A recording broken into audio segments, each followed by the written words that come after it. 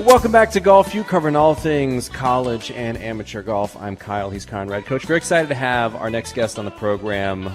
Anyone who has been a college golf head coach longer than you have, I want to have a conversation with, especially if their program is off of some big-time wins and is moving up the rankings like UNC Greensboro is. Very excited to have on the program head coach Terrance Stewart. Hey, Terrance, how's it going? I am doing very well. Thank you, gentlemen. Excellent. Well, first off, this is your 23rd season as head coach for the Spartans. Is that right? Actually, this is my 21st year here and then my 28th year overall. 28th year overall, 21st year. That's awesome. Go count on me to do all the credits, Conrad. I never can add these things up right. You know, our crackpot research team coach here. We've been scouring more the crack internet than here. up.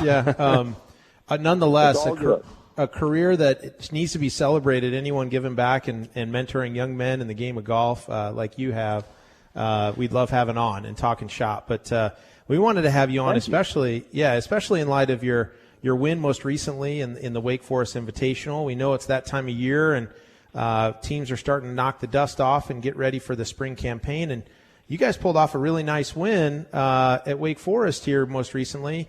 Shot 10 over par. You're 49th in the ranking according to GolfStat. Beat some really good teams. Tell us about it. What went well? Yeah, you know what? We have got a very mature group of men playing for us. We really have got 6 guys up top this season who all have started and have really developed as people off the golf course, but also as very, very mature players on the course. And, something which makes our program, I think, very, very unique. All of our players come from the state of, North Carolina. And, in fact, we just signed our first out-of-state player for the first time in 15 years during this past fall. And the fact that all of our guys grow up playing a Pinehurst-style golf, I'm not going to lie to you, that is a very good advantage for us.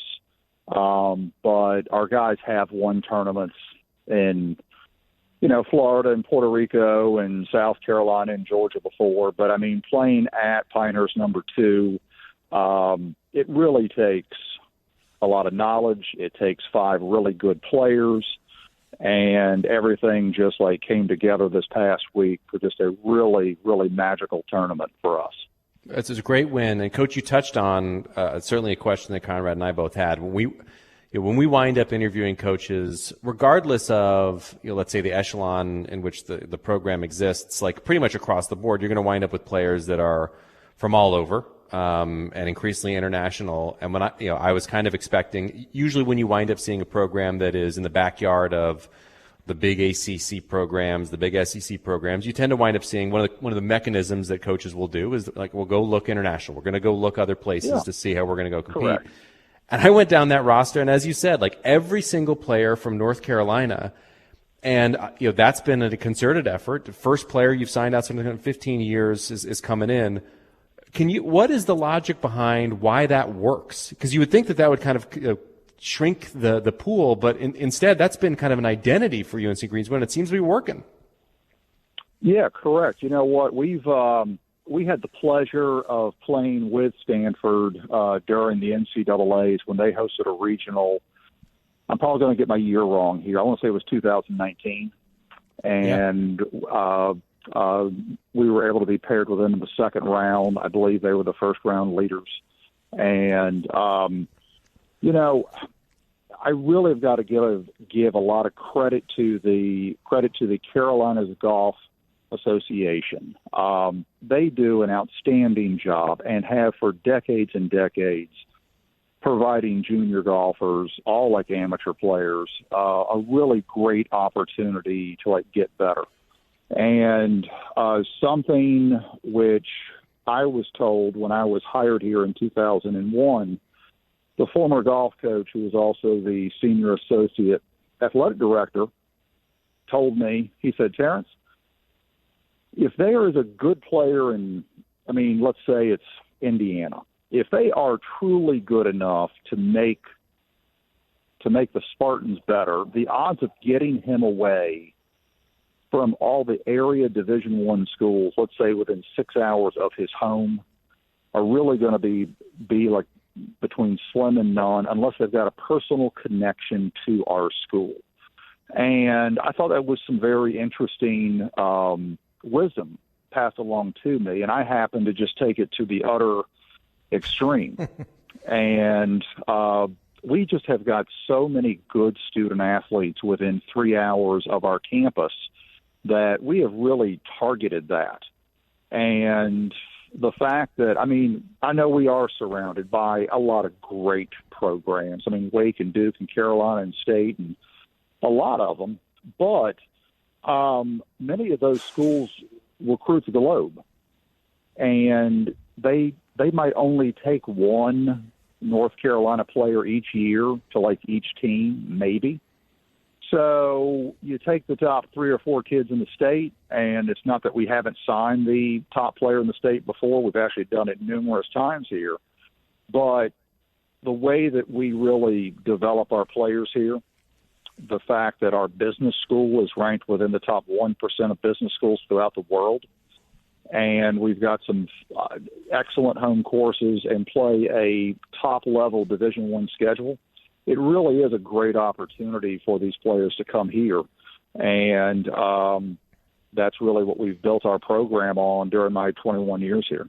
Well, Coach, I'm sold. I'm not, but I'm not in North Carolina, but I'm sold. Sign me up, Coach. I get excited about it. I know it. Well, and everyone loves I totally agree with your approach, because I think sometimes the top kids that everyone sees as the top kids really don't end up being the top kids. That's the little dirty secret about college golf recruiting. I've had a lot of top recruits, but I've also had a lot of walk-ons over the years and kids that you kind of just think are pretty good and that you connect with. And there's as much production out of that second pool of players from a high school to college transition than there are in terms of wins or success as there are from that top-ranked echelon junior golfer. Is that fair?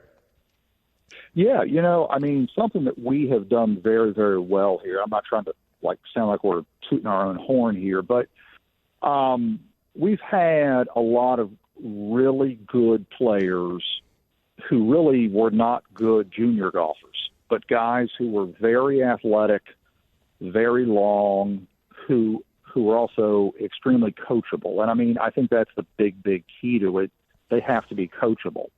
And, in fact, we've got a young man playing for us right now. You guys are probably going to laugh at this. He was probably the worst player that we've ever offered to come here.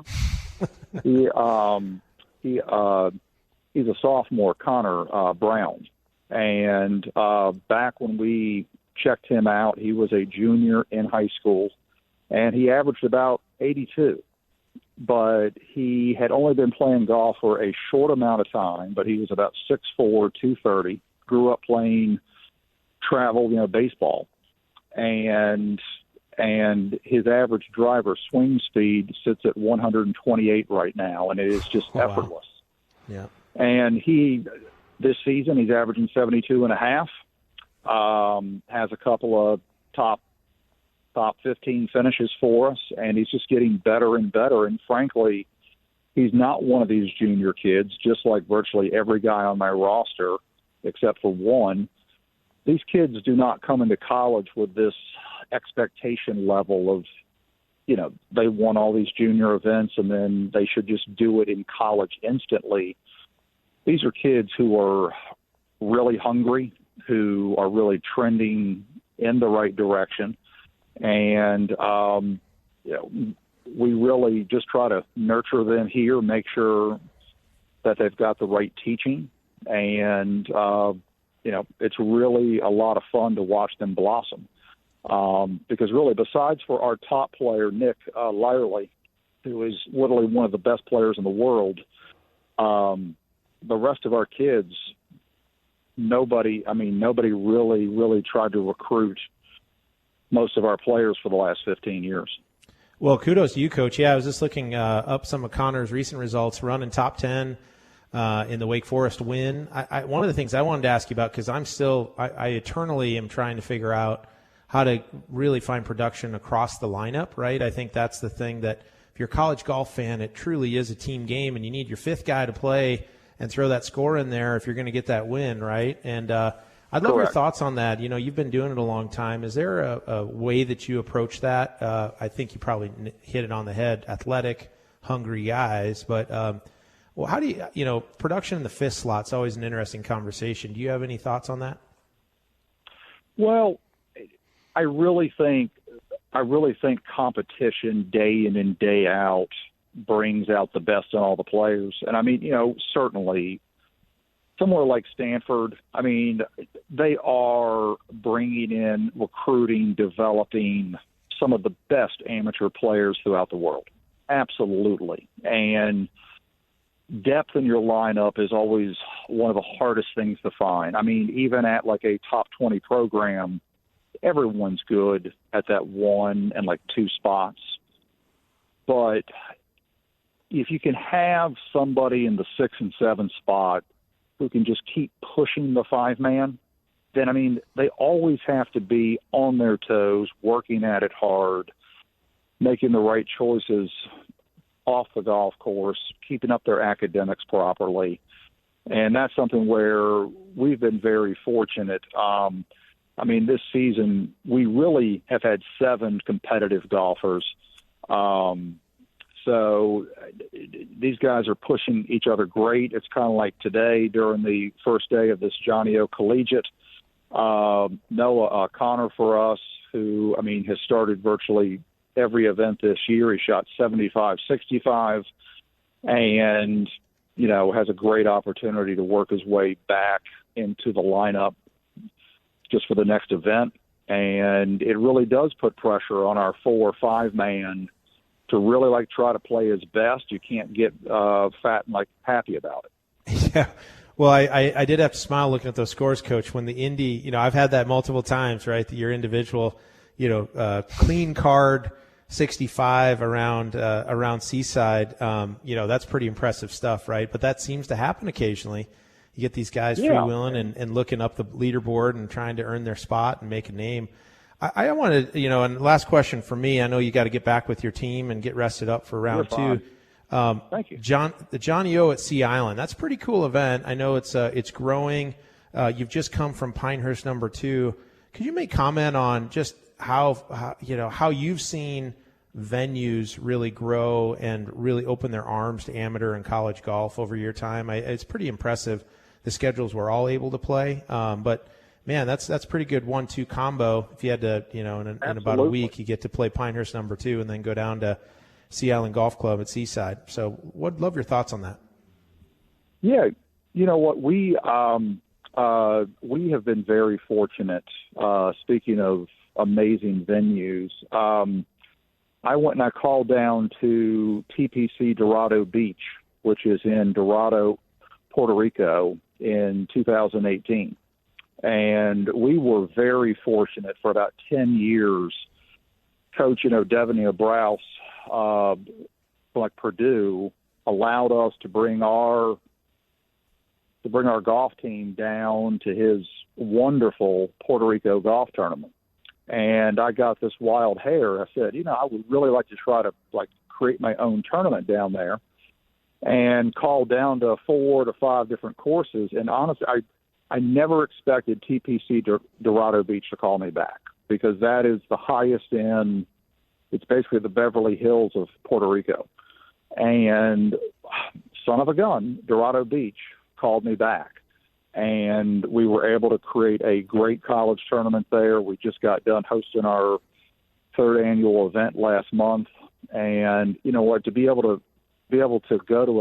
go to a great venue like that, to be able to go to a Pinehurst number 2, to be able to go to Seaside, it really, the big trick, and I mean, Conrad, you probably know this very well, you really have just got to find the people across the country who really want to grow the game, support junior golf, college golf, because if you don't make those efforts there, those are all your future members, customers, and if they've got if they have a great time at the Seaside, if they have a great time at Dorado Beach, that's where they're going to bring their families to one day. And we need to do everything that we can possibly do to grow the game. So we are very lucky with our schedule here. Yeah, no doubt about it. Well, kudos to you for building that up, and I know it's a big part of your success. And, Coach, we appreciate the time tonight. Congratulations on a huge win, and keep it rolling. You guys are off to a good start at the Johnny O. I agree with you 100%. We're lucky to be able in a sport where if they're not going to play the PGA Tour, they're going to hopefully be successful in some other element of life and be influencers in the game. And I know you're all about that. So thanks again for your time, and I hope to see you down the road here as we all try and make our way to Grayhawk in Arizona. So wish you well, Coach. Thanks again for the time. Thanks, guys. Take care. Have a nice evening. Well, we're going to head to break. You're listening to Golf U here on Sirius XM PGA Tour Radio.